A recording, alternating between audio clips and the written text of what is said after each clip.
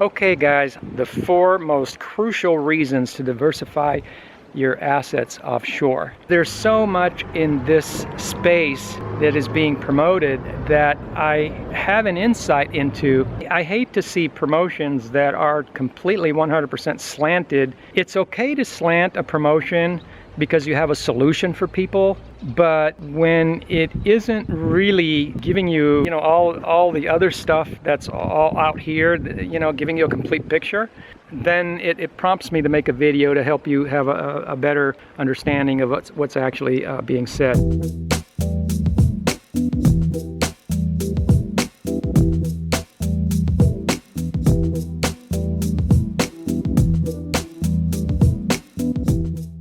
And the number one is this is interesting because it used to be taxes, but with all the laws and the fat guy and everything that's going on with the EU and everything, you'll always see these promoters. They'll always drop whatever's no longer working and then they'll just put in what's working. But the bottom line is they're always funneling you into one solution, and that's going offshore.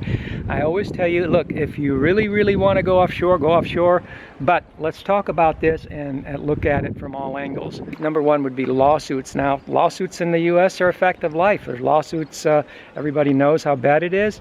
But again, there are other issues when you go abroad that are similar to lawsuits. Of course, it just depends on what you're into, and it depends on your activity in the United States. I mean, there are activities that are high liability activities, and then there are activities that are either low liability activities or no liability activities.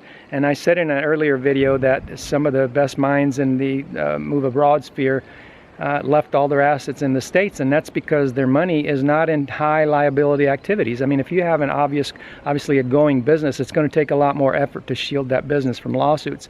But if you have your money into index funds and something like that is a zero liability activity, in and of itself the activity does not produce liability, then the only way you're really going to get sued is if you're physically present in the States and you have some kind of a conflict, whether in whatever way.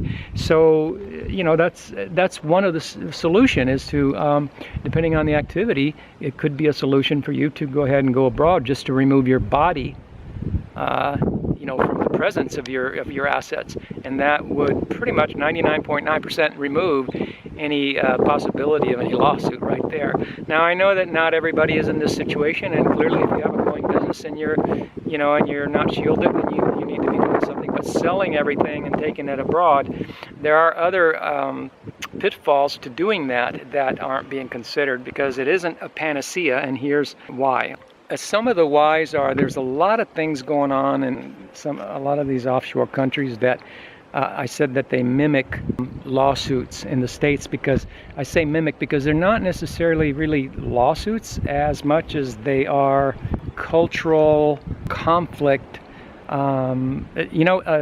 This explanation kind of morphs into the other two reasons that I'm going to be talking about, so I'm going to just move on and kind of tell you as I go along here. Okay, so the other thing would be stock market crashes. The crashes are getting closer and closer. They used to be 30 years apart, then 25, then 20, then 10. But the bottom line is some of the brightest minds in this space just leave their money in the market. They just have to wait it out, and hopefully have enough assets to where they can do that. So it just depends on who you are and where you're at with that scenario. And so not everybody's going to be in the same spot. But if this theme that the stock market crashes is a reason to rush abroad and do all these other things, and buy property, move your money and all that to me is really, just really airy. It's really airy. The stock market crashes, if they happen more often, there's two ways of looking at that. I mean, that's, some people can look at that as just more opportunity. I mean, there are also people, in the personal finance space that, and I've known some personally that take an opportunity to buy stocks and then make a lot more money. So, I mean, there's just different ways of looking at that. And this is just, I think, capitalizing on your fears.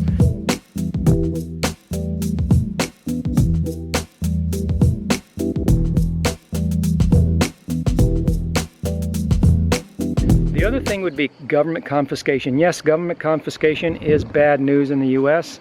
The land of the free, home of the brave has got some issues. So government confiscation is a problem, and surprise, surprise, there's governments everywhere you go, unless you go to some deserted island, and surprise, surprise again, a lot of them confiscate. So, you know, be careful you're not going from the frying pan into the oven, or was it the other way around, from the oven into the frying pan? Regardless, you know, there's different reasons why government do this thing, and most of it is because they're just,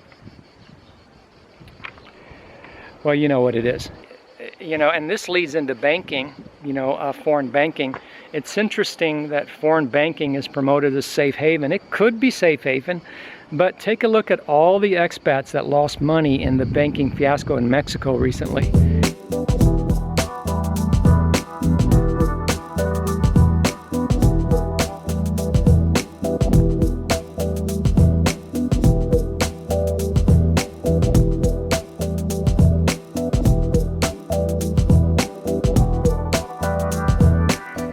Lots of expats lost all their money. A similar thing happened in Ecuador. All expats that banked at the same bank, because they all follow each other, all the RAM groups follow each other, they get on Facebook and recommend to each other. You guys, if you're a RAM follower and you're listening to this, don't turn away yet, because you know I'm trying to help you here. I'm trying to help you avoid these problems, because, you know, I never did such a thing, and everybody that didn't do such a thing didn't lose all their money. And a lot of people that had this idyllic idea that they were going to go to this paradise, and then they were going to put all their money in this bank because that's what everybody else was saying to do, and that was the safe thing to do, and then they lost all their money. Where are they? Okay, you don't hear from them. Well, they're upset. And the fourth thing is socialism. Well, again, guys, I know that I am not the bearer of bad news. I'm sure you already know that there's plenty of socialism outside the United States. You know, the fear that the millennials, 51% of millennials or whatever, are socialist. Okay, yeah, that's fine. And yeah, things could turn in the States. Things could turn in the States. But guess what? You may be just going right into the arm of other socialist governments. Guess what? Ecuador's one of them.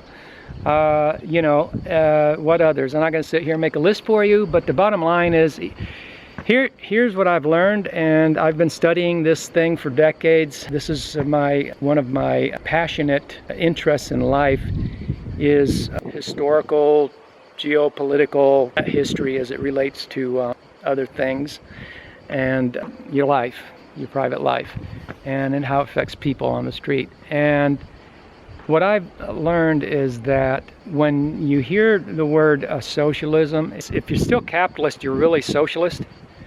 And I know people can sit here and argue this is one of those things that could be interpreted as politics. It's not. It's just that labels, I'm saying labels don't really work for you. So to say that, you know, you're going to look at, might turn socialist, you better run, get your money out, go abroad, buy property. Well, you know, there's plenty of socialism already abroad. When the label capitalism is used, what I've seen is I don't really see free enterprise. When you hear capitalism, you think that America's capitalist.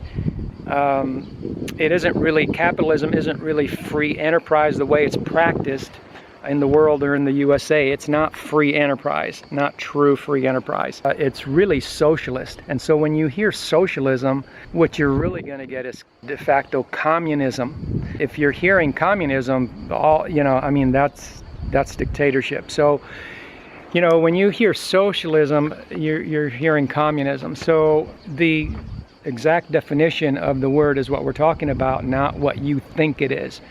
And so when you hear that, you know, the U.S. is now capitalist and may turn to socialism, yes, it is going in the wrong direction if that happens. But again, it's already a present reality in many places of the world. For example, the EU is you know, I'm hesitating to put labels on these things because of the confusion that exists, you know, in this space with labels. But if you look at what the EU wants to do, and they seem to want to outdo the U.S. when it comes to taxes and taking away people's personal liberty and the free enterprise. It's completely, definitely not free enterprise, not capitalist, and so whatever's left, take your pick, you can call it whatever you want. So I'm saying that, as far as government confiscation and socialism, look, you're not escaping it. They have the same thing, but with different forms and different rules.